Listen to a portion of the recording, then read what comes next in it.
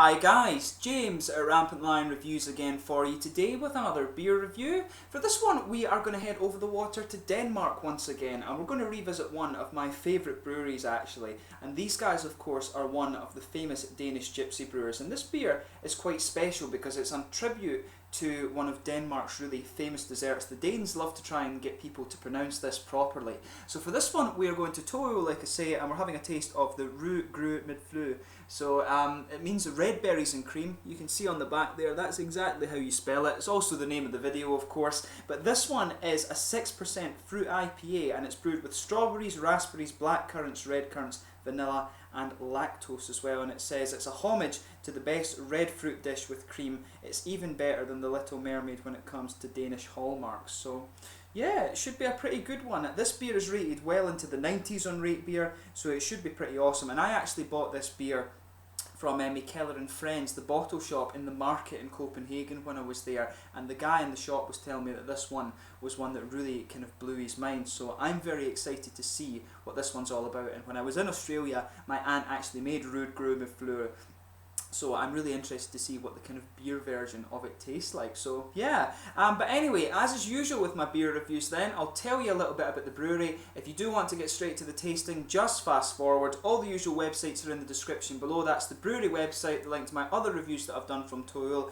As I say, one of my favourite breweries, so make sure you check them out. There's all the usual social media, and if you do want to see more beer reviews, do subscribe to the channel. And as always, to those of you watching in Denmark, please do get in touch and let me know some of the other Danish beers and breweries you guys would like to see me review, and I do apologise in advance for any bad Danish pronunciations, and I'm also wearing red and white for this review, the colours of Denmark. So anyway, to tell you a little bit about Toyo. So as I mentioned before, Toyo was founded by Tobias Emil Jensen and Tori Gainter, who were actually students of Mikkel Bjergso, who is the big boss of Mikkeller. Now originally they brewed with him in their school kitchens back in 2005, and they continued to home brew until 2010 when they founded Toyo, which in Danish of course means two beers. Now when Mikkel Bjergso heard that his former students were still brewing, he insisted that they do a collaboration brew together, and this became the first commercial Toyo beer. This one was a double IPA, and despite their kind of relatively short existence, I say short now, but these guys have been on the go for about 6 years,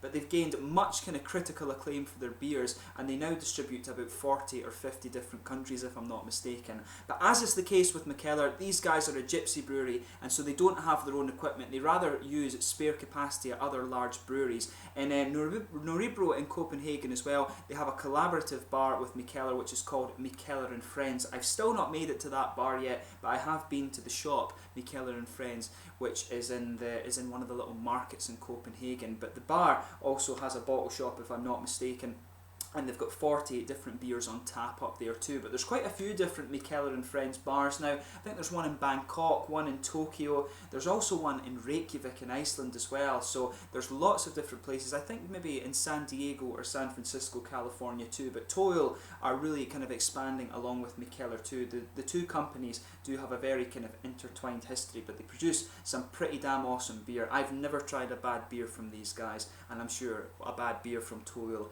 probably doesn't exist. So yeah, if you want to try some Danish craft beer, Toyo is a very good place to start. And of course these guys are one of the kind of pioneers of the Danish gypsy brewing field. So these guys, I think you really do want to check out. They produce some pretty awesome stuff. Black malts with body salts was probably one of the ones that really kind of springs to mind for me, but we'll see how we get on with this one. So anyway, that's your little bit about the brewery. As I say, check out the brewery website if you want to learn more about these guys. So as I mentioned at the start of the video, this guy is a 6% fruit IPA. It's named after the Danish dish made of summer berries. It's kind of, I think it basically means red berries and cream, this one. And as I said, it's a fruit ale brewed with strawberries, raspberries, black currants, red currants, vanilla and lactose. A homage to the best red fruit dish with cream. It's even better than the Little Mermaid when it comes to Danish hallmarks. So yeah, I'll just let you have a little look at the artwork for this one.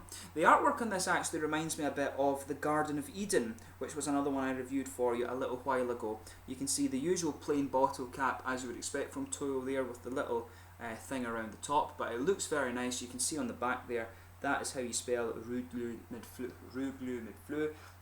I still can't pronounce it right, but it should be pretty awesome. As I said, rated well into the 90s on Rate Beer, so we'll get this guy out and we'll get on with the tasting. Best before I think the 8th of February 2018. Yeah, you can smell some of the berries off this as you open it up. But yeah, you can see that. Look at this colour on this one. Looks absolutely beautiful. You can see even the head on this is pink. There we are. That looks like a really, really nice beer actually. So yeah, as you can see, this beer is poured a nice dark red colour. It actually just looks, it could be kind of strawberry coulis or something like that. It really does look exactly like that. If I put my fingers behind it, you can see there's no transparency to this beer at all. It is completely hazy.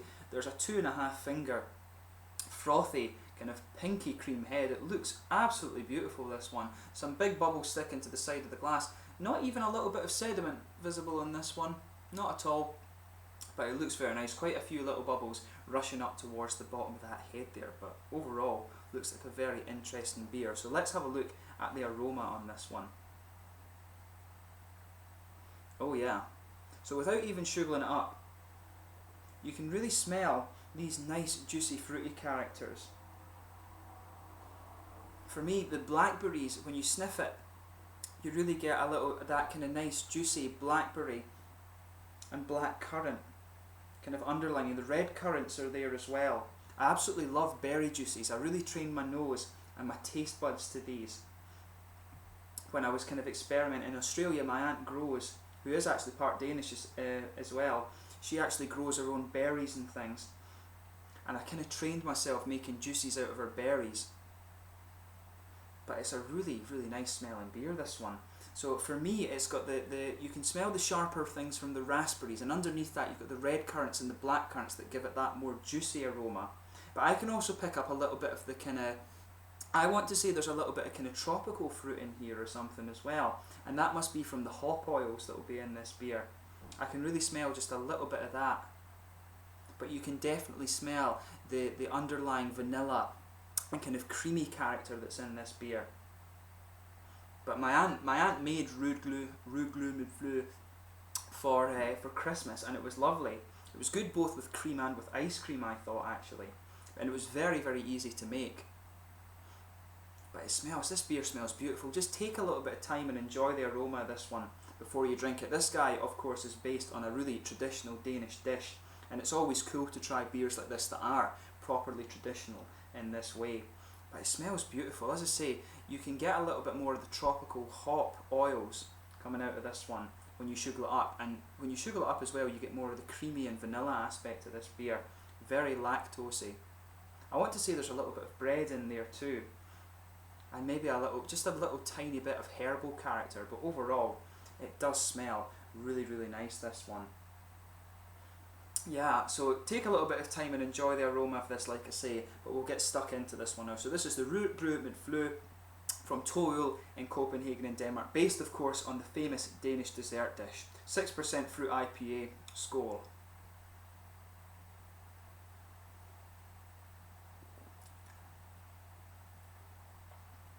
Oh yeah, that's nice, that one. For me, it's the raspberries that are sticking out on this beer actually.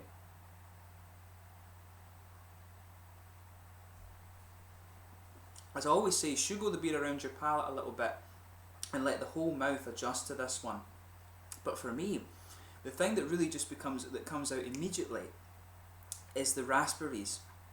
And maybe it's just my mouth. Being in Scotland, our raspberries and strawberries are pretty famous.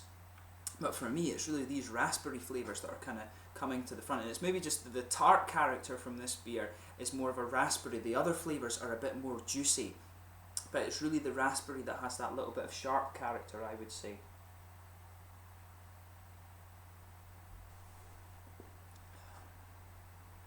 Yeah, the other flavours for me are quite smooth and quite juicy, but it's the raspberry that just has that little bit of tart character. This beer is by no means as tart as some of the other fruit IPAs I've had. Far from it, actually. It's not even bordering a kind of sour beer by any means. There's just a little bit of that tart character. And like I say, the raspberries are kind of punching their way forward. The middle of the palate's just blanketed with a kind of light, kind of bready, slightly cakey character actually, a kind of vanilla cake. That goes right across the middle of the palate. You can detect a little bit of the lactose in there too. It has that kind of milky vanilla feel to it. But it's really nicely done.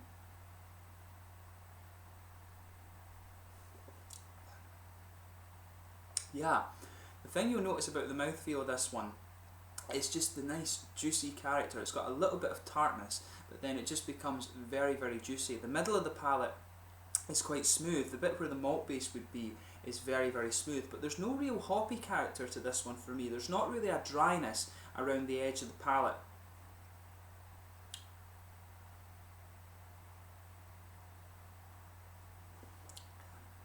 Yeah, I think it's fair to say that you'll notice there's, and it's unusual for tall ale as well, there's a surprising kind of lack of activity around the very edge of the tongue on this one. It just feels kind of wet, but around the front of the palate you get all these juicy characters and just that little bit of tart flavour in there. You can definitely pick up the kind of base, the red currants, the black currants, a little bit of blackberry I want to say as well. You can detect that base, but for me it's the raspberry is just giving it that little bit of sharp tart character. But this beer is really nicely done. The flavour is nowhere near as kind of punchy as some of the other tall ale beers I've had, but it really blends together very well, and I suppose that's the kind of point that you want to make with this beer.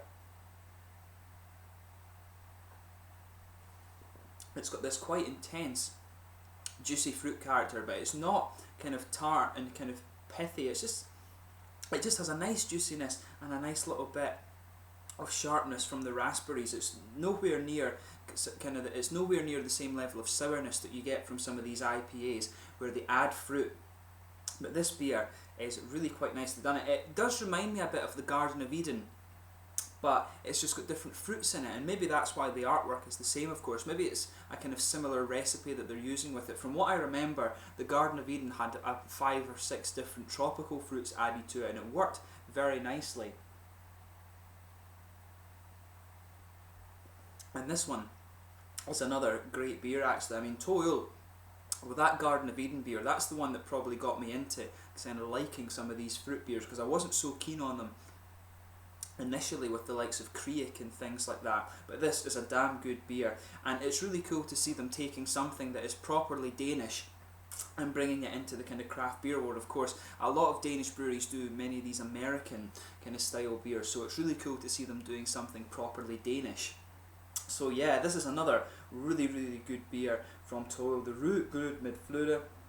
Rød Grød med Fløde, I guess you would say, but really nice beer. If you enjoy your fruit beers, I can see you enjoying this one. The fruit flavour blends together very well. It's got the nice vanilla and almost cakey malt base to it, which works very, very well.